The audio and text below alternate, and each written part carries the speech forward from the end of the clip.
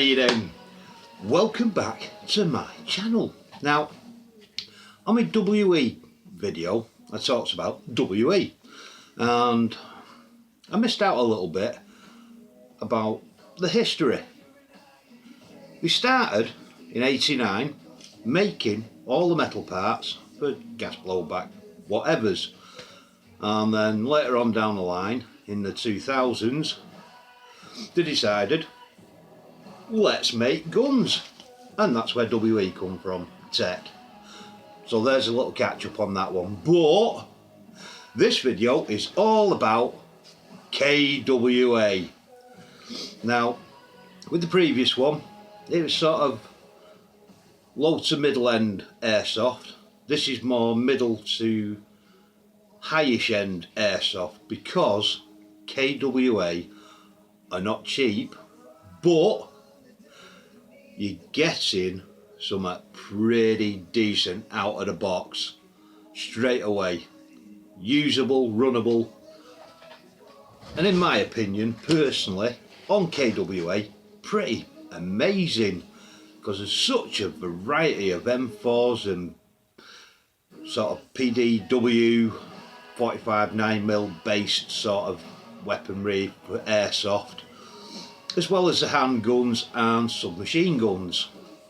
Now, K.W.A deal with law enforcement and making, how can I put it, 1-to-1 scale replicas for police and military training guns.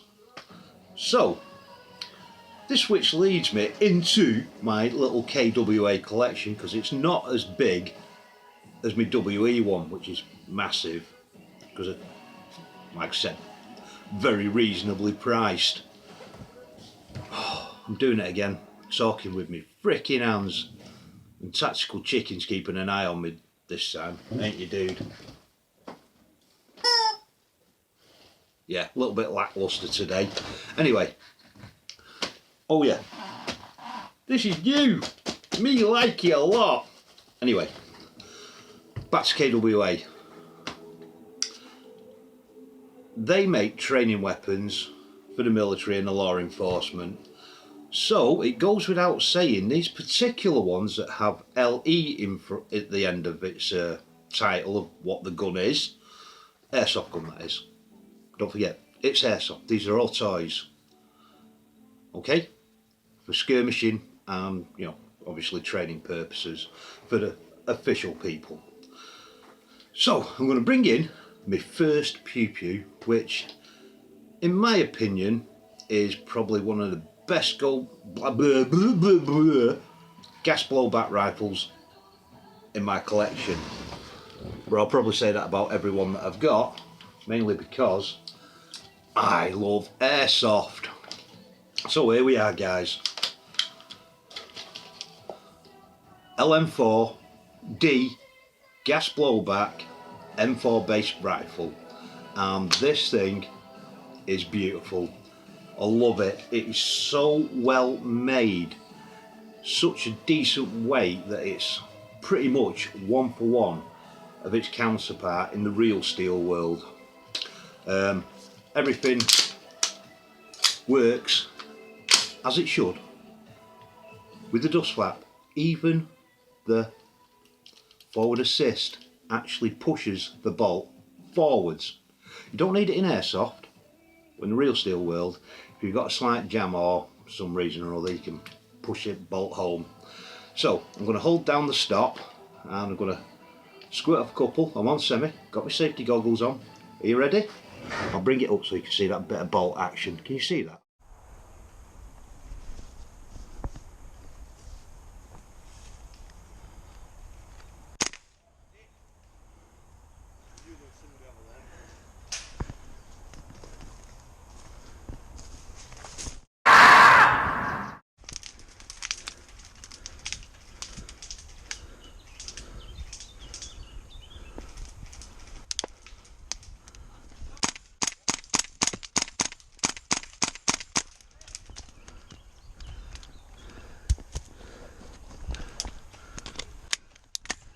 Hey!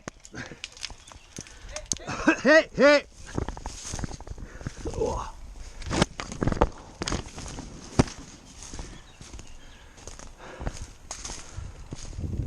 Oh.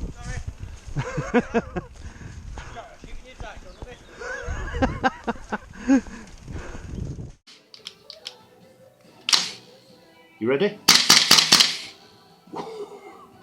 That gives such a bump. Now with this particular one, the magazines are weighed to feel pretty much like the real steel.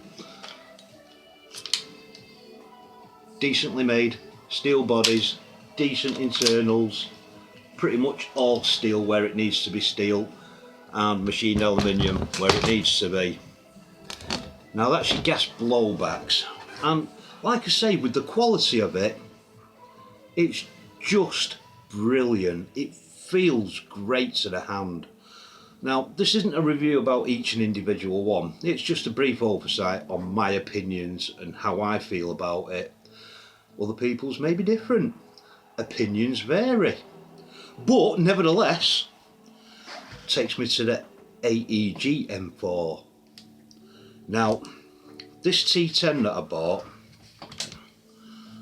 has been an absolute brilliant bit of kit, and I love the weight of it. Again, it's just, it feels right, it's solid, the build of it, the quality, you know, they put their own trademarks on it because they're still looking to get licensing for future projects, which they probably will eventually, because this company started around about 2007, but prior to that, like W.A, they used to make the metal parts. Well, then thought to themselves, let's get in on the game here, let's make a few bob. I'm not going to do their accent because that's not very good, so I'll stick away from that. But with this LM4, everything's metal virtually, except for the mag grip and that, but everything else is a decent quality, well machined metal.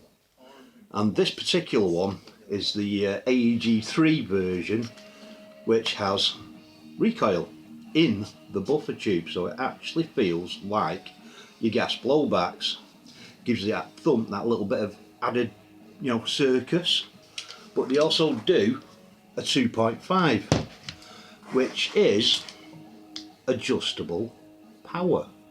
So if you're playing indoors, you can wind the power down with the included tool. And if you're playing outdoors and you need to bump it up a little bit, you can fine adjust it up and get it to the joules and the FPS that you need to play on whichever particular site. So, you know, you got a little bit of give and take there, a little bit of playing around. But, whew, let's see. Which one do I do of these two first down here? Oh, you know, these two are just as epic as each other. Tell you what I'll do. I'll go with the pistol first, which is the M93R from K.W.A. Again, another solidly built pew. And you know, I've reviewed this thing a few times now with its 3-round burst and all of that, but this thing has been faultless since the day I got it, and that has got to be a testament to the build quality. Yeah, you get a plastic outer barrel, but what does that matter? It's airsoft. It's an airsoft toy, but the rest of it is metal, and it's really well CNC machined metal at that. And the majority of this gun, woof, yeah, it is a beautiful thing. Boom. So yeah, the pistols that K.W.A make, they may not have sponsorship from the manufacturers, but it doesn't take away from the build quality that these are all LE edition or law enforcement, i.e. military and police in certain countries, use these as training weapons because of the realism. Yes, a pistol with a foregrip, You can get a stock for these, but I don't know, I just like them as pistols, so I bought 2 of them. And I got 6 50-round mags for it, so I can punish quite a lot. Because these things can fire. They have got some sick range on them. But yeah, that's the M93R Beretta. But they do a whole host of handguns, and each and every one of them, as I've heard on reviews, have been exceptional quality, exceptional build quality, and exceptionally well firing type quality stuff, shooty pew pew in. So yeah, K.W.A have got something really, really good going on, because there is this conception that KSC and K.W.A are the same company. Well, they're not. KSC overseas in the east have licensing for theirs, where K.W.A don't, and they are 2 companies, but admittedly all the companies in the east are interconnected in one way or another, whether it is a manufacturing of parts and then become an airsoft company or vice versa. So you'll see a lot of similarities, but on the trade side of it, a lot of KWAs are pretty much like this. They have their branding on it, and between them 3 I can't fault them, really can't. I don't have a bad word to say about them. Now, in saying that, there are some issues that crop up, and a lot of it is down to maintenance, because the more high end they get, the more you have to maintain them and look after them, because you'll probably use them a lot, because when something's costing you coin, you want to get your use out of it, and if you're getting your use out of it, you are going to have to look after it a lot. Just like me, I have to service these on a pretty regular basis now. As a rule of thumb, when you've used it, bring it home, take your battery out, give it a clean the barrel, make sure everything's working right, as it should have been throughout the day anyway. But the clean is the big one. Where on the AEGs, you've just got your barrel and your hot rubber to look after, and possibly your hot unit. But a lot of people upgrade the hot units in some fashion or another pretty much off the bat with every gun you get, regardless of how much money you spend. So, in KWA, they do like to pop up with the interesting ones. Yes, now in the real steel this will be called the VC61, but in the airsoft world, for KWA, this is called the KV61, and this thing has blown me away. It's got range, it's got rapid rate of fire, and it feels amazing. Now the thing that shocked me about this one is it's predominantly a polymer build, but the polymer isn't fibre reinforced, it's metal reinforced. So the majority of it actually feels like metal. What an ingenious solution. When you scratch it, under this black surface comes up silver. Clever stuff, eh? But it's all in order to keep the weight down because of the way this thing shoots. Now, I'm going to try and do a quick burst off of it, without BBs in there of course, because I don't want to shoot my telly again.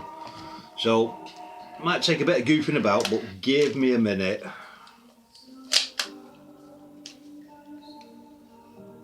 Right.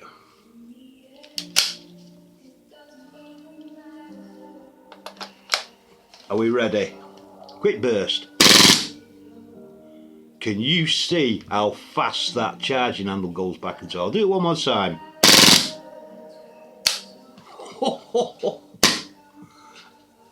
Yeah, bolt holds open. To recharge it, 2 fingers over there, boom, drop the hammer, push this button, put the fire selector back in the middle, and it's unsafe. Obviously a coat hanger stock, quick push of that button, pop it, clip it into the top of the front sight, job done.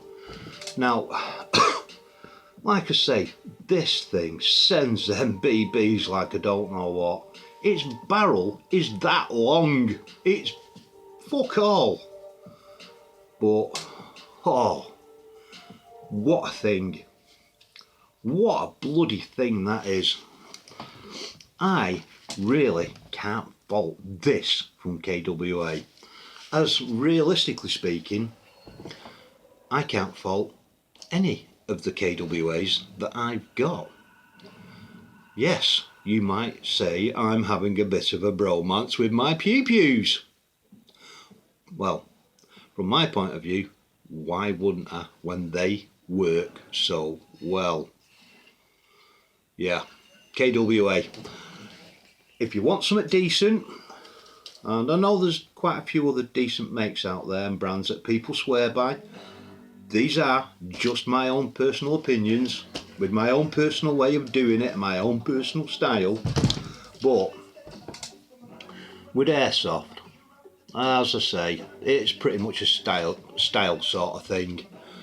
You can go anywhere you want with it, but I have quite a few makes and models of different guns from different companies, so I'll be going through them bit by bit and throw a bit up here, a bit up there, and we'll see how we go.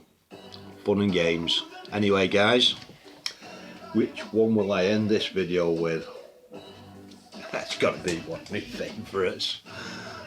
Right, be safe, play safe, and always call your freaking hits. Till next time guys, enjoy.